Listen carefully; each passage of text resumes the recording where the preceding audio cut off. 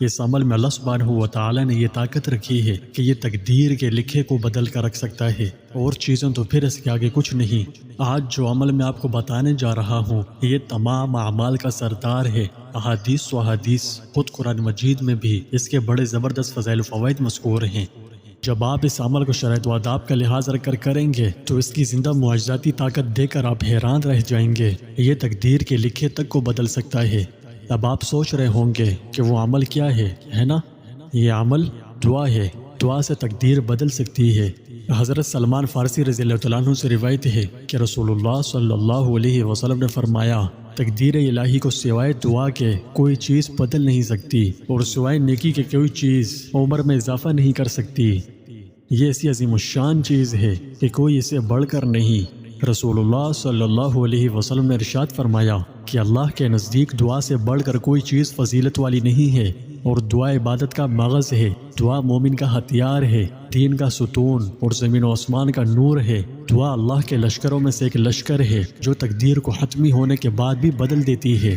یہ اتنا مبارک عمل ہے کہ جو کرے اللہ اسے خوش ہوتا ہے، اور جو نہ کرے اس پر بہت غصہ ہوتا ہے۔ چنانچہ حضرت ابو ہریرہ رضی اللہ تعالیٰ عنہ کہتے ہیں کہ رسول اللہ صلی اللہ علیہ وسلم نے فرمایا، جو شخص اللہ تعالیٰ سے دعا نہیں کرتا تو اللہ تعالیٰ اس پر غضبناک ہوتا ہے۔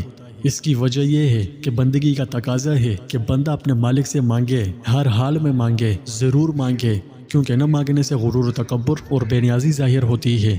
آدمی کو چاہیے کہ اپنی ہر ضرورت کو اپنے مالک سے مانگے، اور جب کوئی تکلیف ہو تو اپنے مالک سے دعا کرے۔ ہم تو اسی کے در کے بھیک مانگتے ہیں، دن رات اس سے مانگا ہی کرتے ہیں، اور ذرا سے صدمہ ہوتا ہے تو ہم سے صبر نہیں ہو سکتا، فوراً اپنے مالک سے اسی وقت دعا کرنے لگتے ہیں۔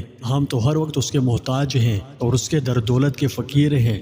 لہٰذا چھوٹی سے چھوٹی اور بڑی سے بڑی ہر چیز صرف اللہ تعالیٰ سے مانگنی چاہیے۔ اس کی مناسبت سے میں آپ کے سامنے سورہ بقرہ کی آیت نمبر 186 کا مفہوم رکھ رہا ہوں، غور کیجئے۔ اس میں اللہ سبحانہ و تعالی نے اپنے محبوب علیہ الصلوۃ والسلام سے فرمایا کہ جب میرے بندے آپ سے میرے متعلق سوال کریں تو آپ میری طرف سے فرما دیجئے کہ میں قریب ہی ہوں، قبول کرتا ہوں درخواست کرنے والے کی دعا جب وہ مجھ سے امید سے دعا کرے۔ سو ان کو چاہیے کہ میرے احکام کو قبول کریں اور مجھ پر یقین رکھیں کہ لوگ رشد حاصل کر سکیں گے۔ آپ کو جو کچھ مانگنا ہو صرف ایک اللہ سے مانگیں، کیونکہ جو کچھ ملتا ہے اسی سے ملتا ہے۔ اگر کوئی اس سے مانگے اور دن رات مانگے اور ہر وقت مانگتا ہی رہے تو عطا کرتے کرتے اس کے خزانے میں کبھی کمی واقع نہیں ہوگی اور نہ ہی ہو سکتی ہے۔ سیدنا ابو ذر غفاری رضی اللہ تعالیٰ عنہ سے روایت ہے کہ حضور اقدس صلی اللہ علیہ وسلم نے فرمایا کہ اللہ تعالیٰ فرماتے ہیں، اے میرے بندوں، میں نے اپنے اوپر ظلم کو حرام کر دیا ہے، اور میں نے تمہارے درمیان بھی ظلم کو حرام قرار دیا ہے، تو تم ایک دوسرے پر ظلم نہ کرو۔ اے میرے بندوں، تم سب گمراہ ہو سوائے اس کے کہ جسے میں ہدایت دوں، تم مجھ سے ہدایت مانگو، میں تمہیں ہدایت دوں گا۔ اے میرے بندوں، تم سب بھوکے ہو سوائے اس کے کہ جسے میں کھلاؤں، بس تم سب مجھ سے مانگا کرو تاکہ میں تمہیں کھانے کو دوں۔ اے میرے بندوں، تم سب ننگے ہو سوائے اس کے جسے میں ہی پہنا دوں، سو تم مجھ سے ہی لباس طلب کرو، میں تمہیں پہننے کو دوں گا۔ اے میرے بندوں، تم سب دن رات گناہ کرتے ہو اور میں سارے گناہوں کو بخشتا ہوں، سو تم مجھے سے بخشش مانگو، میں تمہیں بخش دوں گا۔ اے میرے بندوں، تم مجھے ہرگز نقصان نہیں پہنچا سکتے اور نہ ہی ہرگز مجھے نفع پہنچا سکتے ہو۔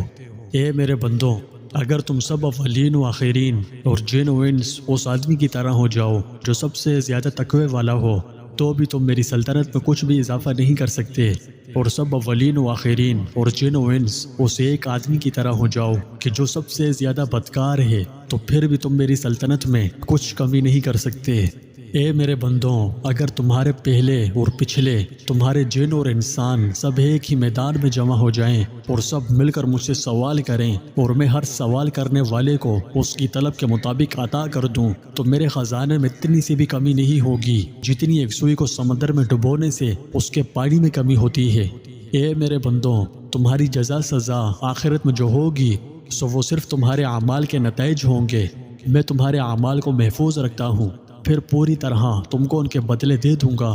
سو تم میں سے جو شخص اپنے عمل میں خیر پائے تو اسے چاہیے کہ اللہ تعالیٰ کی حمد کرے، اور جو شخص اس کے علاوہ یعنی اپنے عمل میں برائی پائے سو چاہیے کہ اپنے نفس کے سوا کسی کو ملامت نہ کرے۔ حضرت ابو ہریرہ رضی اللہ تعالیٰ عنہ روایت کرتے ہیں کہ رسول اللہ صلی اللہ علیہ وسلم نے ارشاد فرمایا کہ اللہ تعالیٰ فرماتا ہے کہ میں اپنے بندے کے گمان کے مطابق ہی اس سے معاملہ کرتا ہوں۔ وہ جب مجھے پکارتا ہے تو میں اس کے ساتھ ہوتا ہوں۔ اگر وہ مجھے اپنے نفس میں یاد کرے تو میں بھی اسے اپنے نفس میں یاد کرتا ہوں۔ اگر وہ مجھے کسی مجلس میں یاد کرے تو میں بھی اسے اس سے بہتر مجلس میں یاد کرتا ہوں۔ اگر وہ میری طرف ایک بالش بڑھتا ہے تو میں اس کی طرف ایک ہاتھ بڑھتا ہوں۔ اگر وہ میری طرف ایک ہاتھ بڑھتا ہے تو میں اس کی طرف 2 ہاتھ بڑھتا ہوں۔ اگر وہ میری طرف چل کر آتا ہے تو میں اس کے پاس دوڑ کر آتا ہوں۔ حضرت سلمان رضی اللہ تعالیٰ عنہ سے روایت ہے کہ رسول اللہ صلی اللہ علیہ وسلم نے فرمایا کہ اے لوگوں، تمہارا پروردگار بہت حیا والا اور کرم والا ہے۔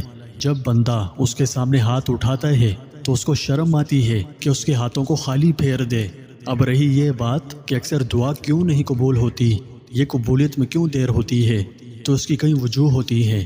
کبھی تو اس میں کوئی حکمت ہوتی ہے اور یہ قبولیت سے کوئی چیز مانع ہوتا ہے، اور کسی وقت کوئی شرط مفقود ہوتی ہے، یا دعا مانگنے والے کے لیے اس میں کچھ عقوبت ہوتی ہے۔